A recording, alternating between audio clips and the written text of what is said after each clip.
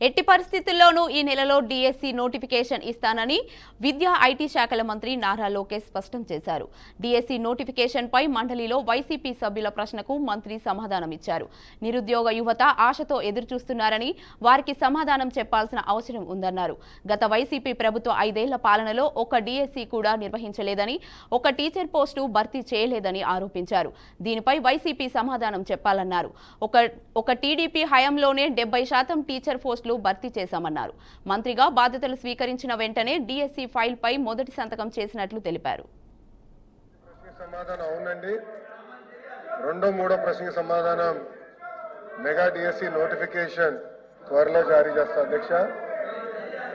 ప్రతిపక్ష పార్టీకి చెందిన నాయకులకి ఇక్కడ ఓపిక లేదు కనుక ఒక విషయం చాలా స్పష్టంగా చెప్పదలుచుకుని, ఎందుకంటే నిరుద్యోగ యువకులందరూ ఆశతో మమ్మల్ని చూస్తున్నారు. వాళ్ళందరికీ నేను సమాధానం చెప్పాల్సిన అవసరం ఉంది అధ్యక్ష.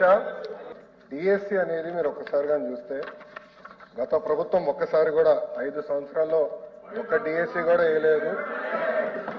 ఎందుకు వేయలేదో వాళ్ళు సమాధానం చెప్పాలి అధ్యక్ష. డిఎస్సి విషయంలో ఒకసారి చూస్తే అధ్యక్ష, ఉపాధ్యాయుల నియామకంలో ఇప్పటికీ 1994 నుంచి చూస్తే అధ్యక్ష 2,60,194 పోస్టులు భర్తీ చేశాం అధ్యక్ష.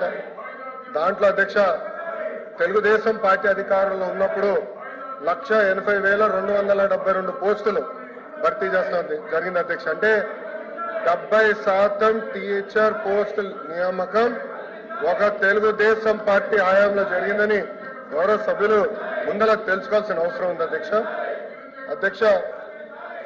మీరు చూస్తే గౌరవ ముఖ్యమంత్రి గారు కానివ్వండి, నేను కూడా మంత్రిగా బాధ్యతలు స్వీకరించినప్పుడు డిఎస్సి పైన తొలి సంతకం పెడతాం జరిగింది అధ్యక్ష. దాంట్లో భాగంగా 2/7/24కి టెట్ నిర్వహిస్తాం జరిగింది. 4,27,000 మంది అప్లై చేశారు.